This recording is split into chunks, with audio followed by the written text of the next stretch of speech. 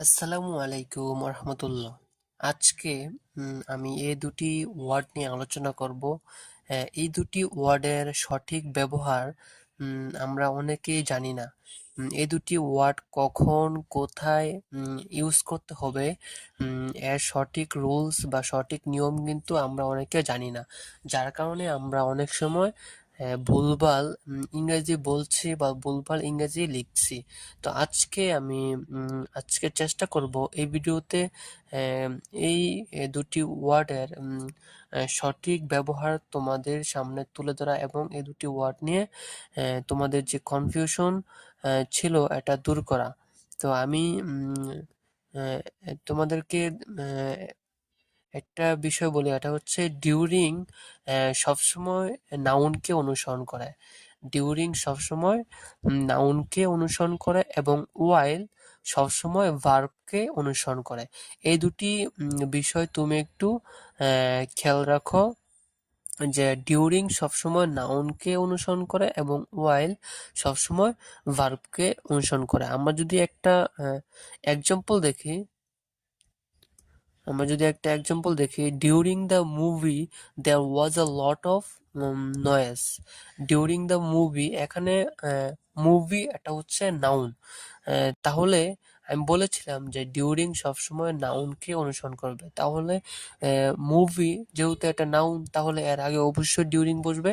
তো এখানে দেখো আমি লিখেছি during the movie there was a lot of noise, মানে মুভি চলাকালীন অনেক শব্দ হচ্ছিল। আর যখন আমি নিচে একটি এক্সাম্পল দেখো, while watching the movie there was a lot of noise, মানে মুভি দেখার সময় অনেক শব্দ হচ্ছিল। while এরপরে আমি বলেছিলাম while সবসময় ভার্বকে অনুসরণ করে। এখানে while এটা এরপরে ভার্ব বসেছে।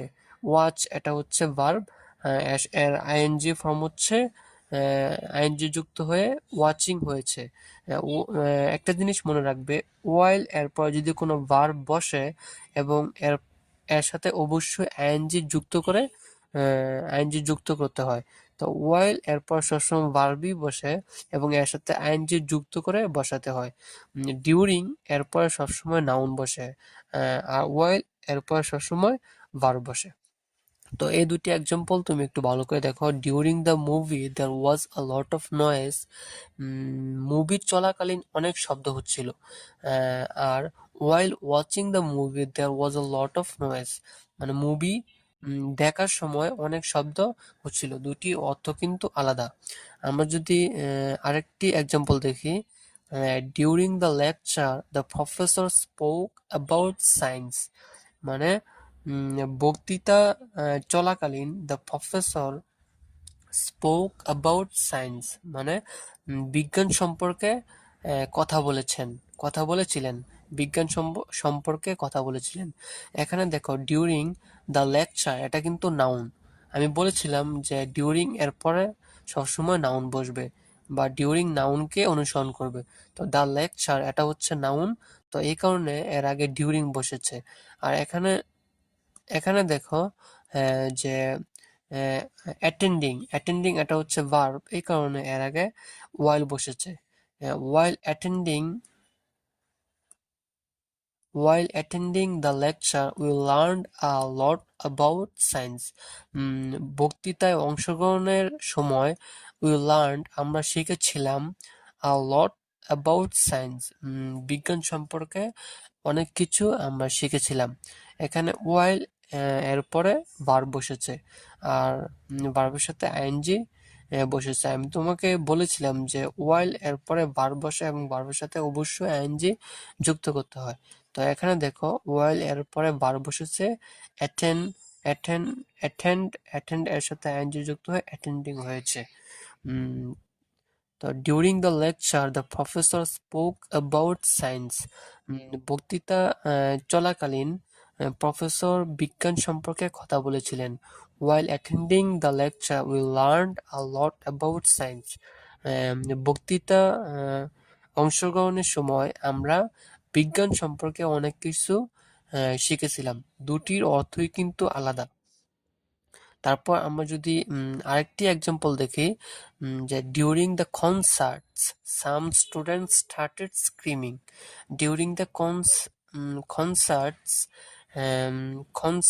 কনসার্টের কনসার্ট চলাকালীন সাম স্টুডেন্টস, কিছু শিক্ষার্থী, স্টার্টেড স্ক্রিমিং, চিৎকার করছিল। আর আমরা যদি নিচের এক্সাম্পলটি দেখি, ওয়াইল অ্যাটেন্ডিং দ্য কনসার্ট, কনসার্টে অংশগ্রহণের সময় সাম স্টুডেন্টস, কিছু ছাত্রছাত্রী, পাসড আউট, অজ্ঞান হয়েছিল। তার মানে দুটি অর্থই কিন্তু আলাদা। এখানে দ্য কনসার্টস এটা হচ্ছে নাউন, এ কারণে এর আগে ডিউরিং বসেছে। আর অ্যাটেন্ডিং এটা হচ্ছে ভার্ব, এই কারণে এর আগে ওয়াইল বসেছে। তো আমরা এই দুটি ওয়ার্ড সম্পর্কে অবশ্যই বুঝতে পেরেছি যে কখন কোনটি ব্যবহার করতে হয়। ডিউরিং এরপরে অবশ্যই নাউন বসে এবং এটা সবসময় নাউনকে অনুসরণ করে। আর ওয়াইল এরপরে সবসময় ভার্ব বসে এবং ভার্বের সাথে আইএনজি বসে। আর ওয়াইল সবসময় ভার্বকে অনুসরণ করে। তো এই দুটি বিষয় তোমরা একটু ভালো করে খেয়াল রাখবে। তো আজকে এ পর্যন্তই। আসসালামু আলাইকুম ওয়া রাহমাতুল্লাহ।